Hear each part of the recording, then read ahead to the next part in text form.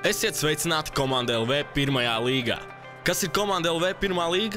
Tas ir patstāvīgs un progresējošs turnīrs ar ļoti plašu ģeogrāfisko pārstāvniecību. Veselas 16 komandas no visas Latvijas.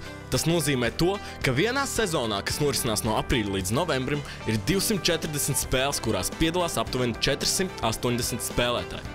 Kāpēc viņi to dara? Viss ir vienkārši. Turnīra čempioni iegūst tiesības pārcelties uz Latvijas futbola eliti. Bet nebēdājies, ja tu esi iegūs otro vietu. Arī tev būs iespēja pārspēlēs cīnīties par vietu Latvijas futbola virslīgā. Bet tas vēl nav viss. Pirmās līgas futbolam ir īpaša romantika. Tas ir turnīrs, kurā satiekas jaunība un pieredze. Šeit ir gan gados jauni un talantīgi spēlētāji, gan vīri, kas futbolā jau ir redzējuši visu. Starp citu, nemazāk talantīgi. Šī ir ideāla kombinācija, lai laukumā mēs redzētu interesantu un krāšņu futbolu. Tev tas noteikti ir jāredz.